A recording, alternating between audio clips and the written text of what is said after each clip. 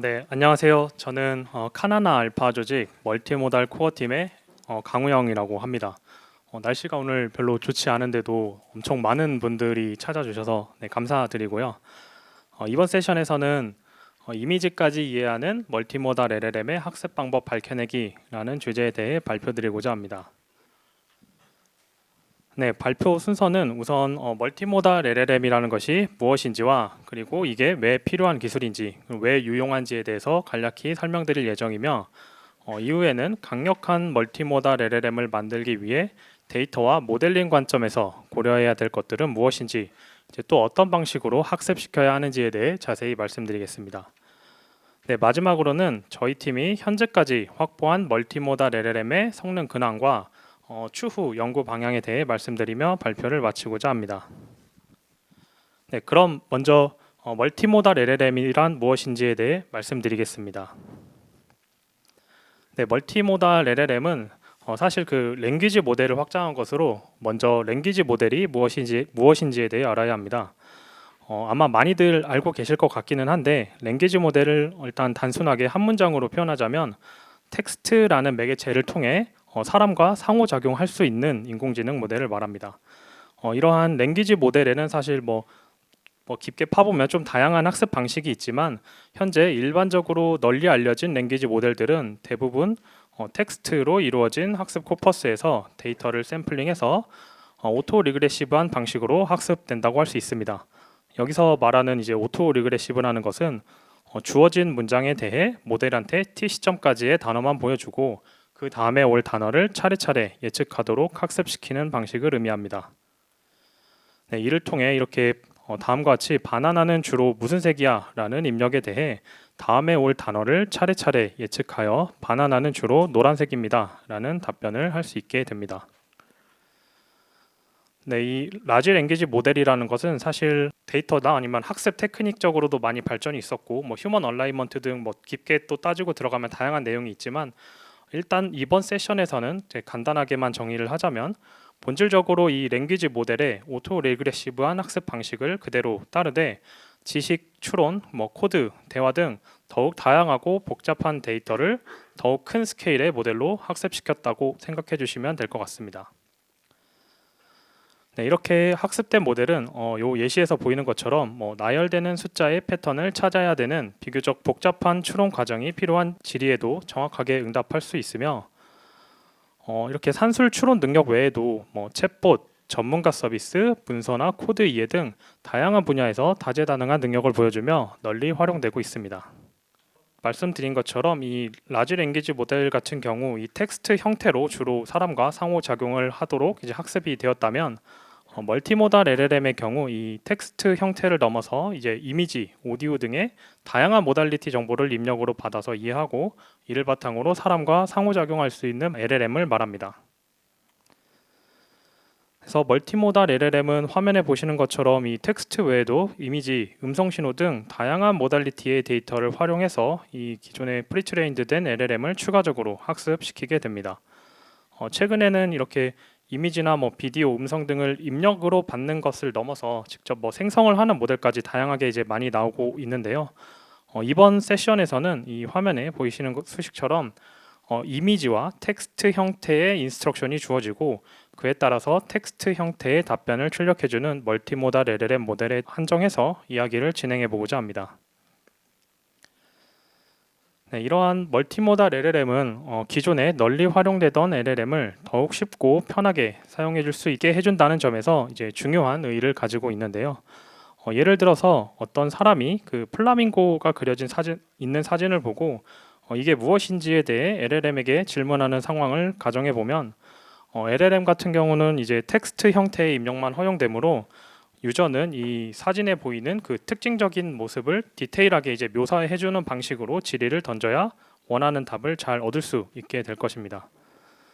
반면에 이 멀티모달 LLM을 활용하게 되면 단순히 그냥 궁금한 물체가 포함된 사진 한 장과 해당 사진에 있는 물체가 이제 무엇인지 묻는 간단한 한 문장 정도의 질의만으로도 원하는 답을 쉽게 얻을 수 있게 됩니다. 이렇게 다양한 도메인의 데이터로 학습된 멀티모달 LLM은 그만큼 이제 실생활에 다양하게 응용될 수 있는데요. 아래 예시처럼 이제 강력한 OCR 능력을 바탕으로 외국어 표지판을 읽어줄 수도 있으며 차트를 어느 정도 이해하고 산술 연산을 통해서 다양한 분석을 수행해 줄 수도 있고 이렇게 길고 복잡한 문서에서 유저가 원하는 특정 정보를 추출해 줄 수도 있고 시각화된 데이터에 대해 코드를 작성해 주는 식으로도 다양하게 활용될 수 있습니다. 네, 이렇게 다양한 능력을 바탕으로 기존 LLM이 유용하게 사용되던 복잡한 여러 태스크들에 대해 사실 더욱 쉽고 효율적인 유저 인터페이스를 제공해 줄 수 있습니다. 이렇게 앞서 사실 제가 예시로 든 몇 가지 응용들 외에도 이제 훨씬 많은 잠재적 활용처들이 있으며 이로 인해서 지금 학계를 포함해서 구글이나 마이크로소프트, 애플 등 글로벌 빅테크 기업들에서도 상용 멀티모달 LLM 연구 개발에 힘쓰고 있습니다. 네, 이러한 시대적 흐름에 맞추어 사실 저희 팀에서도 이제 허니비라는 멀티모달 LLM을 작년 연말쯤 공개했으며 그 이후로도 지금 더욱 강력한 멀티모달 LLM을 만들기 위해 팀원 모두가 다 같이 노력하고 있습니다. 네, 그럼 이번 절에서부터는 이런 멀티모달 LLM을 학습시키는 방법에 대해 좀 더 자세하게 설명드리도록 하겠습니다.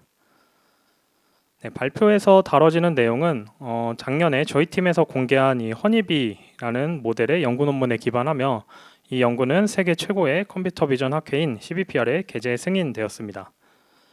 특히 저희 논문은 그 게재 승인된 논문 중에서도 약 12% 정도의 논문들에게만 부여되는 하이라이트로 선정되어서 학계로부터 그 가치를 어느 정도 인정받았다고 할 수 있고 최근까지도 다양한 멀티모달 LLM 논문들에서 꾸준하게 인용되고 있습니다.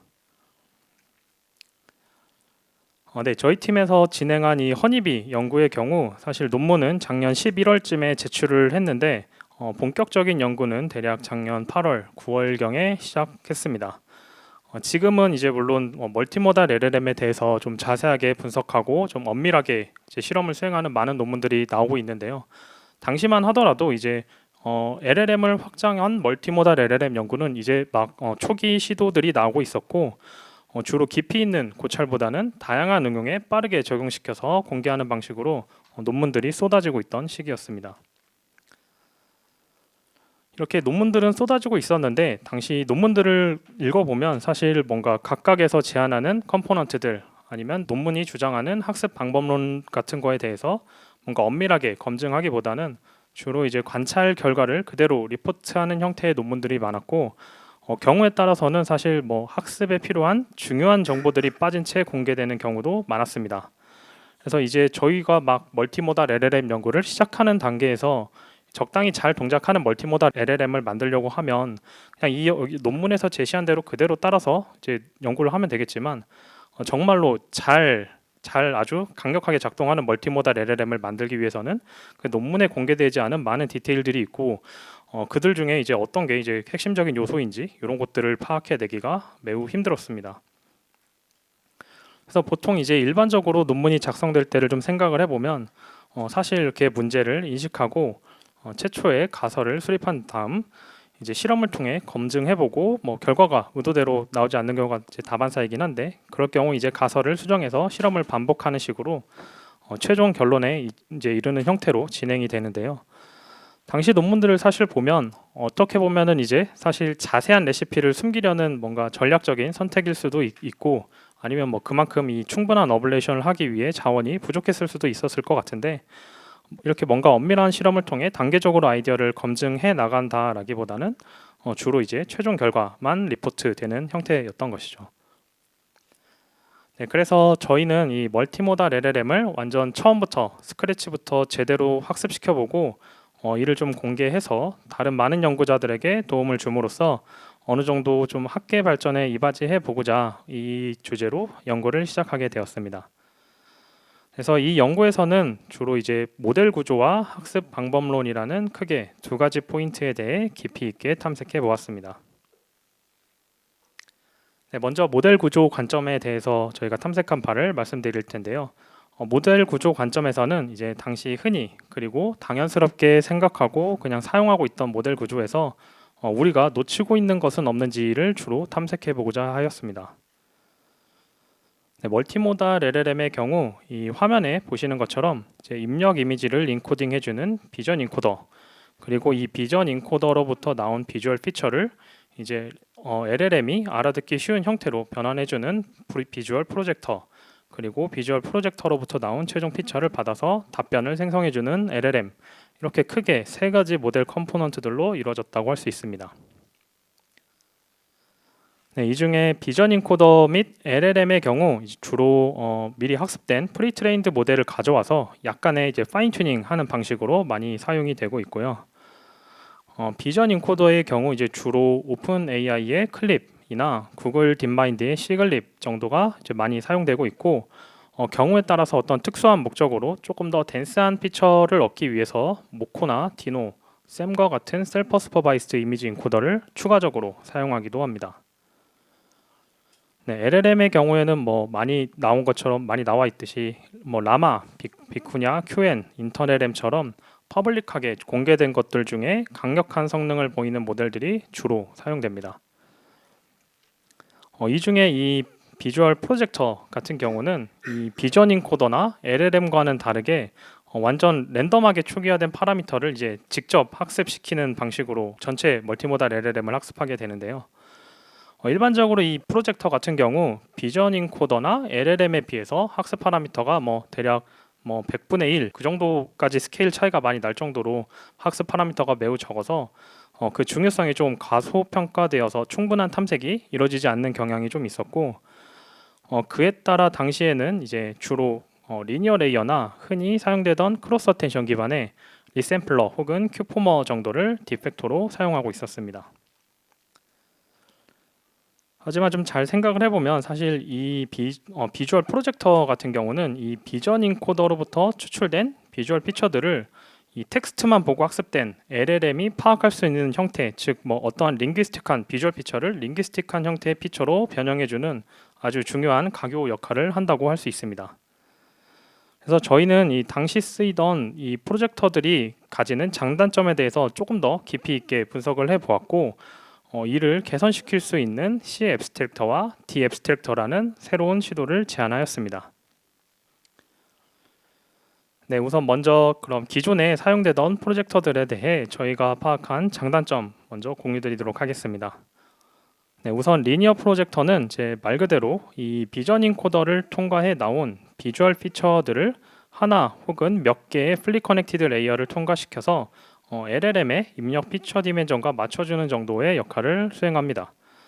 이게 이제 매우 직관적이고 사실 구현이 쉽지만 이렇게 모든 비전 인코더의 출력 피처들이 LLM으로 그대로 다 들어간다는 어떻게 보면 제약이 있습니다. 예를 들어서 이제 하나의 고해상도 이미지를 인코딩하게 되면은 수천 개의 비주얼 피처들이 나오게 되는데, 이 수천 개의 비주얼 피처가 다 LLM으로 들어가게 되면 이제 보통 LLM이 시퀀스 랭스의 쿼드라틱하게 계산량이 필요하기 때문에 이게 뭐 모델 개발할 때 실험도 많이 돌려야 되는데, 그때 혹은 디플로이 됐을 때 실제 뭐 엣지 디바이스에서 활용하는 데 있어 커다란 제약으로 다가오게 됩니다. 더 좀 정리를 해보자면 이 리니어 프로젝터 같은 경우는 이 LLM의 입력으로 들어가는 비주얼 피처의 시퀀스 랭스를 명시적으로 컨트롤하고 있지 않기 때문에 플렉서빌리티가 부족하다고 할 수 있겠습니다.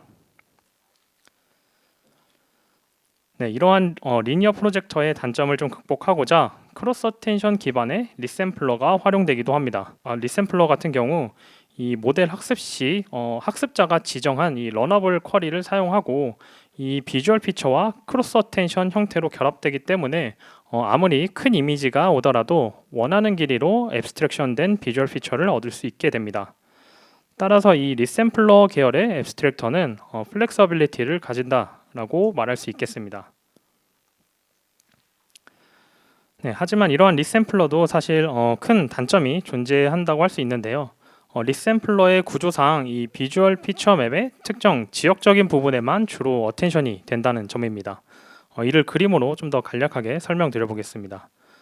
우선 화면에서처럼 이 비전 인코더를 통과해 나온 비주얼 피처와 이 러너블 쿼리가 있을 때 리샘플러의 크로스 어텐션 레이어에서는 이 둘 사이의 어텐션 맵을 먼저 계산하게 됩니다. 이후 계산된 어텐션 맵에 이 소프트맥스 함수가 적용이 되는데요. 이 소프트맥스 함수의 특성상 어떤 특정 중요 피처의 어텐션이 강해지려면 그 외 다른 피처들의 어텐션 값들이 낮아져야 합니다. 그래서 결과적으로 이렇게 전체 어텐션 맵에서 특정 중요한 피처들만 부각되는, 어떻게 보면 좀 스파스한 형태의 어텐션 맵이 만들어지게 되고, 이렇게 얻어진 어텐션 맵을 기반으로 각각의 비주얼 피처들을 웨이티드 에버리지 형태로 결합해서 최종적인 비주얼 피처가 추출되는 것이죠. 그래서 이제 실제로도 이 리샘플러의 어텐션 맵을 시각화해 보면 좌측 예시처럼 주로 이미지대의 전경에 해당하는 이 셀리언트 리전 위주로 강한 어텐션 값들이 할당되는 것을 확인할 수 있었습니다. 이게 어떻게 보면 우리가 풀고자 하는 문제가 단순히 클래시피케이션이라면 이렇게 셀리언트 리전 부분 위주로 강하게 어텐션이 되는 게 사실 큰 문제가 되지는 않을 텐데요. 문제는 이제 멀티모달 LLM의 경우 대체로 이제 유저가 주어진 이미지에 대해서 굉장히 다양한 형태의 질의, 다양한 물체에 대한 질의를 던진다라는 것입니다.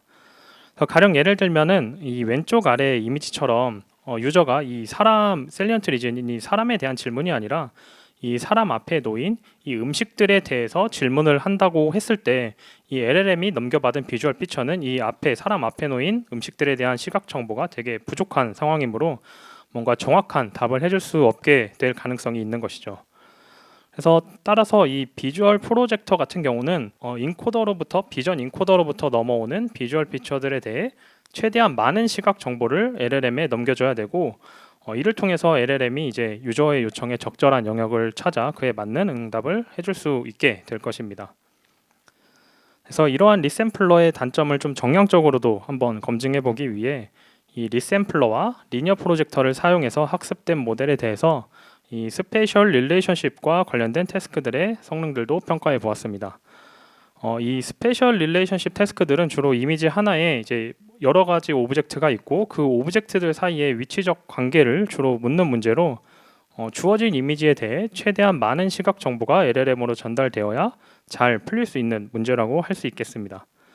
그래서 결과 차트를 보시면 이 리샘플러는 비주얼 피처를 이제 모든 비주얼 피처를 LLM에 넘겨주는 이 리니어 프로젝터 대비 상당히 낮은 성능을 확인할 수 있었고, 이는 이 리샘플러가 그 LLM의 계산량을 효율적으로 컨트롤 해줄 수는 있지만 성능적인 측면에서는 어느 정도 트레이드오프가 있다라고 볼 수 있습니다. 네, 지금까지의 관찰들을 다시 정리해보자면 이 리니어 프로젝터 같은 경우 이 모든 비주얼 피처를 LLM에 넘겨주는 형태라는 단점이 있지만 한편으로는 이 LLM이 볼 수 있는 시각 정보량이 그만큼 많아진다라는 장점이 있습니다. 반면 이 리샘플러 같은 경우 LLM의 입력으로 들어가는 비주얼 피처의 수를 효과적으로 컨트롤 해줄 수 있다라는 장점이 있지만 그로 인해 그만큼 시각 정보가 많이 손실될 수도 있다라는 단점이 있습니다. 네, 따라서 저희는 이 비주얼 피처의 수를 효과적으로 컨트롤할 수 있으면서도 손실되는 정보량을 최소화할 수 있는 프로젝터에 대해 고민해 보았고, 결과적으로 이 컨볼루션 레이어에 기반한 C 앱스트랙터와 디포머블 어텐션에 기반한 D 앱스트랙터라는 모듈을 새롭게 제안하였습니다.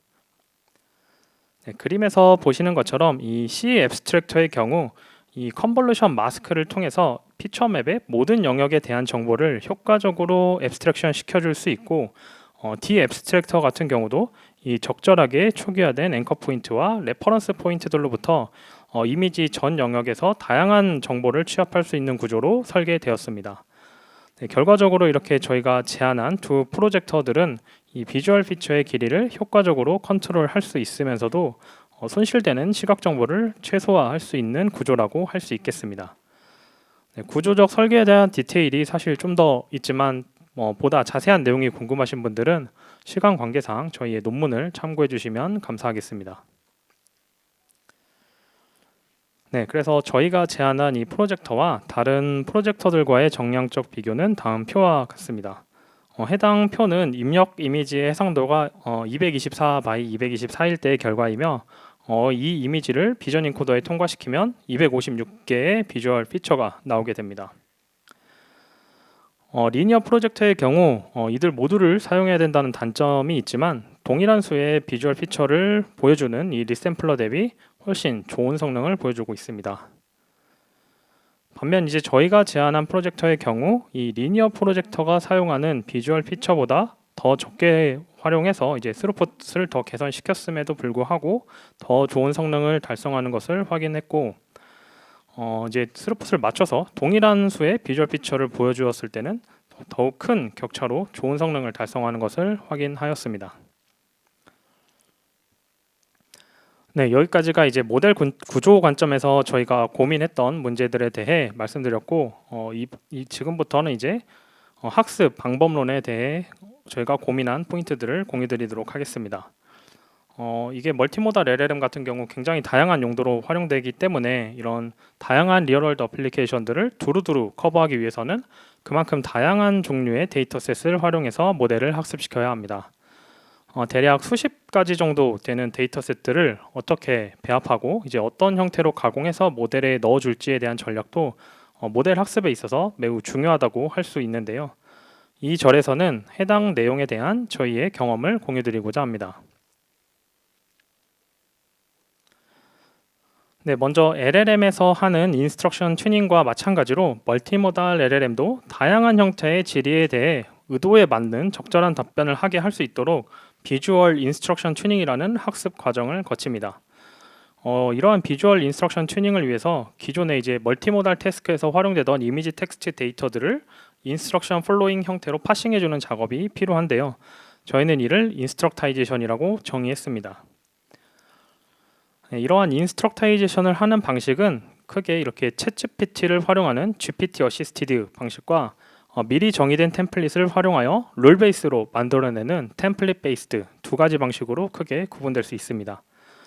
화면에 주어진 예시처럼 기존에 널리 활용되던 이 이미지 캡셔닝이나 오브젝트 디텍션, 비주얼 퀘스천 앤서링 같은 데이터를 GPT 또는 이 프리디파인드 템플릿을 활용해서 사람과 에이전트의 대화 형태로 바꿔주는 작업이라고 할 수 있겠습니다. 이때 각각의 방식은 사실 목적이 조금은 다르다고 할 수 있는데요. 이 GPT 어시스티드 방식의 경우 아무래도 이 강력한 챗GPT를 활용을 하다 보니 좀 더 복잡하며 사람과 자연스러운 대화 형태를 목적으로 하는 데이터셋을 만드는데 좀 더 적합하고, 이 템플릿 베이스드 같은 경우는 이 템플릿 기반으로 룰 베이스로 데이터를 막 많이 찍어낼 수 있기 때문에 대체로 퀘스천 앤서링 형태로 문제를 파싱을 해서 LLM에게 기본적인 시각 정보 이해 능력을 학습시키고 이를 바탕으로 좀 다양한 벤치마크에서 좋은 성능을 확보하는데 유용한 데이터셋을 만드는데 활용될 수 있습니다. 네, 이렇게 말씀드렸듯 다양한 태스크에 좀 다재다능하게 멀티모달 LLM이 작동하기 위해서는 이제 그만큼 다양한 데이터셋들을 모아서 모델을 학습시켜야 하는데요.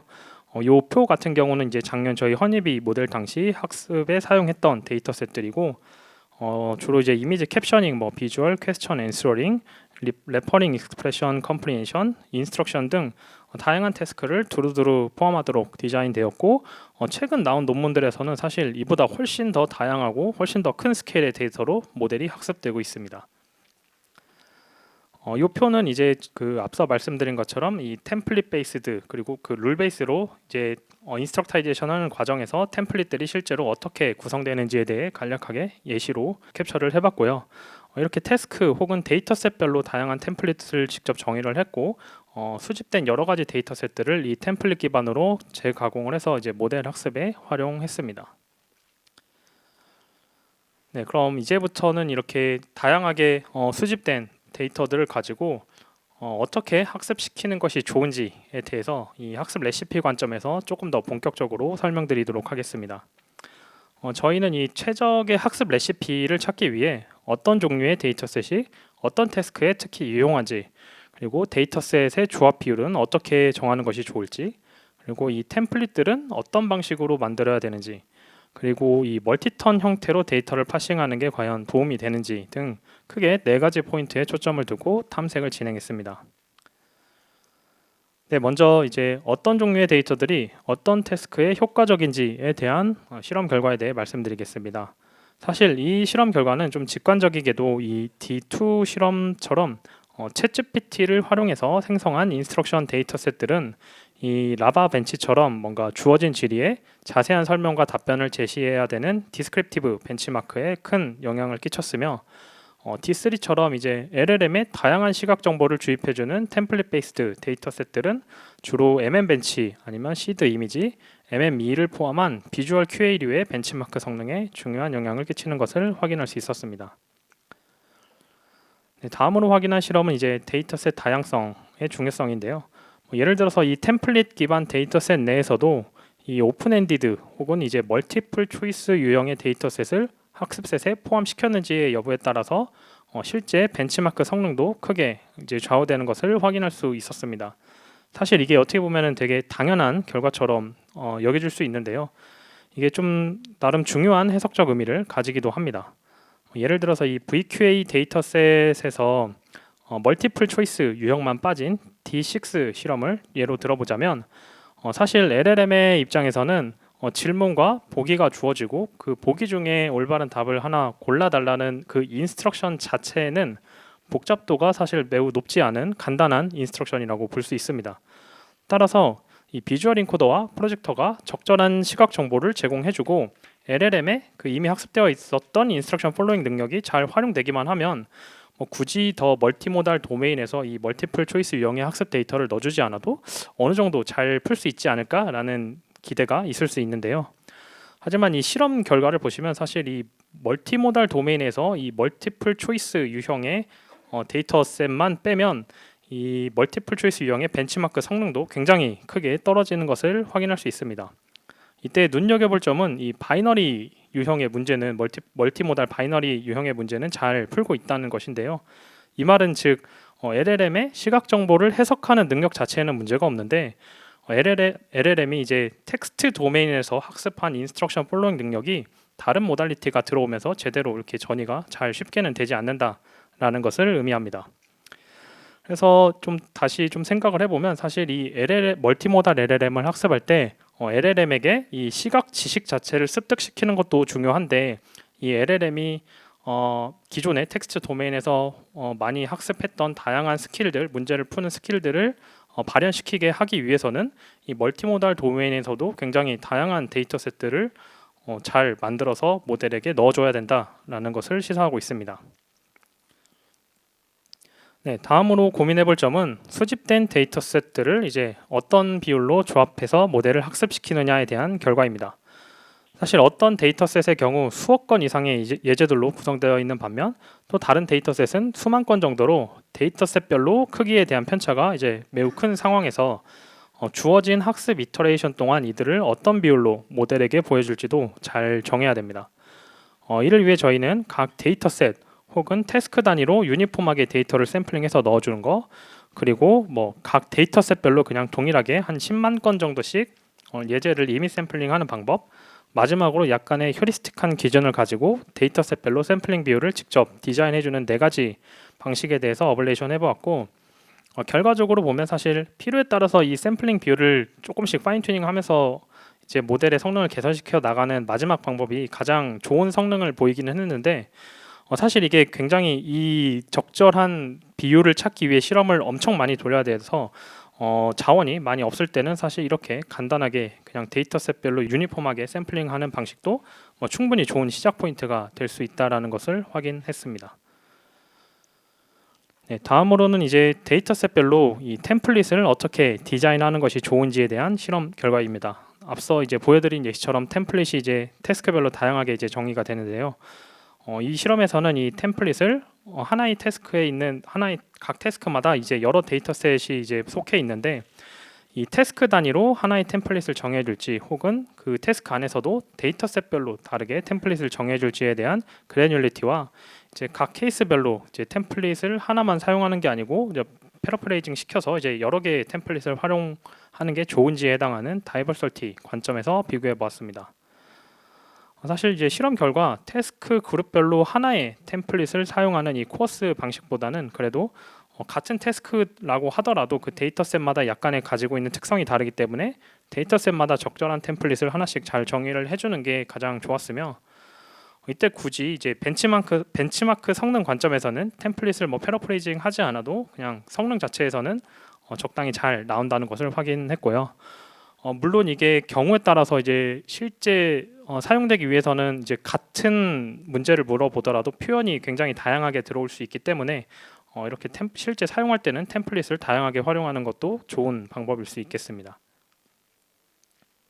네, 마지막으로는 이 멀티턴 형태의 데이터셋에 대한 효과를 좀 검증해본 실험인데요. 이제 특정 데이터셋, 예를 들어서 뭐 VQA 데이터셋 같은 경우에는 이미지 하나에 이미지에 존재하는 뭐 다양한 오브젝트들에서 뭐 묻고 답하는 QA 페어들이 여러 개 존재하는 경우가 있습니다. 기존에는 이를 각각을 별도의 예제로 구분적으로 그냥 처리를 해줬다면 이 실험에서는 이제 하나의 이미지에 태깅된 이 여러 개의 QA 페어들을 이어붙여서 LLM 학습 때 많이 사용되는 멀티턴 컨버세이션 형태의 예제들로 만들어 모델을 학습시켜 보았습니다. 네, 결과적으로 이제 가능하다면 이렇게 멀티턴 형태로 데이터셋을 만들어 넣어주는 게 효과가 있었으며 이때 주의할 점은 이 멀티턴 형태로 구성된 예제에서 디두플리케이션 작업을 수행해줘야 된다는 점입니다. 여기서 이제 디두플리케이션이란 그 의미적으로 동일한 QA 페어가 이 하나의 컨버세이션에서 이제 여러 번 등장하는 경우인데요. 이를 그대로 모델에 넣어주게 되면 이 오토리그레시브한 학습 특성으로 인해 뒤에 위치한 페어에서는 앞에 이미 등장한 정답을 보고 쉽게 예측해버리는 숏컷 학습이 일어날 수 있게 됩니다. 따라서 이를 좀 방지하고자 그 컨버세이션 안에 의미적으로 동일한 퀘스천 앤서링 페어들을 좀 제거해주는 디두플리케이션 작업을 추가적으로 수행을 해 주었을 때 좀 유의미한 성능 향상이 있다라는 것을 확인할 수 있었습니다. 네, 이렇게 지금까지 설명드린 저희 모든 학습 레시피를 하나로 모아서 최종 모델을 학습시켰고 이렇게 그 당시 공개된 여러 최신 모델들과 성능을 비교해 보았습니다. 표에서처럼 이렇게 7B 스케일 그리고 13B 스케일 모두에서 저희 허니비 모델이 당시 공개된 최신 모델의 성능을 크게 상회하는 결과를 얻을 수 있었습니다. 네, 이제 마지막 섹션인데요. 현재 저희 팀에서 확보한 그 작년 허니비 연구 이후로 저희 팀에서 지금까지 확보한 모델의 성능 그리고 추후 어떤 점들이 더 개선되어야 되는지에 대해 간략하게 공유하면서 발표를 마치도록 하겠습니다. 특히 저희 이제 카나나 알파 조직에서 수행하고 있는 다양한 파운데이션 모델 중 이미지를 기반으로 한 멀티모달 LLM인 카나나 V의 근황에 대해 집중적으로 공유드리고자 합니다. 네, 현재까지도 사실 다양한 멀티모달 LLM에 대한 연구들이 쏟아지고 있는데요. 저희는 이러한 흐름 속에서 그래도 좀 핵심적인 요소들을 찾아서 기존 허니비 연구에 최대한 접목해서 많은 성능 개선을 이루어냈습니다. 특히 주로 데이터셋 관점에서 이제 퀄리티 향상과 스케일의 증가 그리고 더욱 큰 고해상도 이미지를 효과적으로 처리하는 방법 측면에서 많은 개선을 이루어냈고 이 외에도 사실 기술적으로 좀 더 다양한 시도들이 있었지만 좀 더 자세한 내용은 조직 내 논의를 통해서 추후에 가능한 범위 내에서 좀 더 공유드릴 수 있도록 하겠습니다. 그래서 네, 현재까지 확보한 정량적인 수치는 다음 표와 같은데요. 여러 멀티모달 벤치마크에서 기존 허니비 대비 큰 성능 향상을 이뤄냈음은 물론이고 오픈 AI의 GPT-4V나 구글의 제미니 프로 비전 모델과 비교해도 대등하거나 우수한 성능을 달성할 수 있었습니다. 네, 이제 여기서부터는 여전히 아직 갈 길이 멀지만 저희 카나나 모델을 가지고 몇 가지 정석 예제들을 뽑아보았고 그거를 공유해드리도록 하겠습니다. 먼저 이 디테일드 이미지 캡셔닝 능력에 대한 예시로 저희 카나나 V 모델이 이미지에 존재하는 이 사람들 뿐만 아니라 자동차나 이 뒤에 있는 상점 간판에 표기된 글자까지 세세하게 인식해서 자세한 묘사 문장들을 생성하고 있음을 볼 수 있습니다. 특히 이 사진에 작게 보이는 선글라스나 이 모자를 쓴 것까지 잘 탐지를 하고 있으며 땅에 드리워진 그림자를 보고 사진이 촬영된 시간대에 대해 어느 정도 추론을 하려고 하는 등 강력한 이미지 묘사 능력을 보여주고 있습니다. 네, 이번 예시에서는 차트 형태로 주어진 이미지를 이해하고 간단한 산술 연산까지 정확하게 수행하고 있음을 보여줍니다. 먼저 이 입력 쿼리에 대해 정확하게 답하기 위해 모델이 이 비프와 포크의 단백질 효율 수치를 인식하는 것부터 시작해서 평균값을 구하기 위한 순차적인 추론 절차를 설계하고 이를 통해 정답을 정확하게 계산하는 모습을 볼 수 있습니다. 네, 그리고 저희 카나나 V 모델은 여기서 더 나아가 이 앞서 보여드린 것처럼 간단한 산술 연산을 넘어서 조금 더 복잡한 추론 단계가 필요한 수학 문제도 잘 풀 수 있는데요. 화면에 보이는 예시처럼 모델이 삼각형이 되기 위한 조건이나 아니면 둔각 삼각형의 특징에 대해 정확하게 알고 있으며 이를 통해 조건에 맞는 숫자를 올바르게 추론하고 있습니다. 네, 마지막으로는 이 김밥이라는 한국적인 지식이 필요한 객체에 대해서도 정확하게 인식하고 있으며 학습된 지식을 바탕으로 이 김밥을 만드는 과정까지 재료별로 자세하게 설명해 줄 수 있음을 보여주고 있습니다. 네, 이제 앞서 보여드린 예시들처럼 사실 멀티모달 LLM이 좀 다양한 태스크에서 매우 좋은 능력을 보여주고 있는 것 같지만 이게 상용화돼서 좀 더 널리 쓰이기 위해서는 아직도 해결해야 될 문제들이 많이 있습니다. 먼저 이 카타스트로픽 포게팅 문제인데요. 아무래도 이 LLM의 파라미터, 학습된 파라미터를 가져와서 이미지 데이터와 함께 추가적으로 더 업데이트를 시키다 보니 기존의 LLM이 가지고 있던 방대한 지식 혹은 깊은 추론 능력들이 잘 보존되는지에 대한 연구가 사실 아직은 제대로 탐구되고 있지 않습니다. 네, 그 다음으로는 이제 LLM에서와 마찬가지로 LLM의 할루시네이션 이슈와 마찬가지로 멀티모달 LLM에서도 비주얼 할루시네이션 이슈가 존재합니다. 이게 실제 이미지에 묘사된 내용이 아닌데도 불구하고 데이터셋의 바이어스로 인해 잘못된 답을 하는 경우인데요. 화면에 보이는 예시처럼 일반적으로 소화전의 색이 빨간색이라서 이미지에는 노란색 소화전이 있음에도 불구하고 이제 빨간색 소화전이라고 답하는 비주얼 할루시네이션 문제가 이 멀티모달 LLM 모델들한테 가끔 발생하고 있습니다. 사실 이게 막 그렇게 자주 등장하는 문제는 아니긴 한데 이거 하나하나가 발생했을 때 매우 큰 퀄리티 저하로 느껴지기 때문에 모델의 신뢰성 측면에서는 반드시 해결되어야 되는 중요한 문제 중 하나라고 할 수 있겠습니다. 그 다음으로는 사실 지금까지 설명드린 이미지 모달리티를 다루는 멀티모달 LLM 외에도 비디오나 음성 신호 등 다양한 모달리티 입력을 다루는 파운데이션 모델에 대한 확장도 이루어져야 되는데요. 이 경우 LLM의 입력으로 주어지는 모달리티 토큰들의 수도 그만큼 크게 증가하게 됩니다. LLM의 경우 셀프 어텐션 연산으로 인해서 이렇게 토큰 길이가 길어지면 그만큼 요구되는 계산량이 기하급수적으로 증가하게 되는데요. 이렇게 확장된 모달리티 정보를 효율적으로 처리할 수 있는 구조적인 개선도 반드시 해결되어야 되는 문제입니다. 네, 마지막으로는 더욱 복잡한 비주얼 리즈닝 문제에 대한 고민도 이제 좀 더 본격적으로 이루어져야 한다는 점입니다. 현재 다양한 형태의 비주얼 리즈닝 데이터나 벤치마크들이 많이 나오고는 있지만 사실상 주로 이제 퀘스천이나 아니면 보기로 주어진 것만 봐도 이제 텍스트만 봐도 충분히 풀 수 있는 형태의 것들이 많이 있습니다. 그래서 텍스트 도메인에서 리즈닝 능력이 좋은 LLM을 가져다 쓰면 대체로 이 비주얼 리즈닝 태스크에서도 좋은 성능을 거두고 있는데요. 여기에 더 나아가서 이 화면에 보이는 예시처럼 시각적으로 표현되는 좀 더 복잡한 추론 문제들을 좀 잘 풀 수 있게 하는 것도 좀 더 강력하고 유용한 모델을 만드는 데 매우 중요한 방향이라고 할 수 있겠습니다.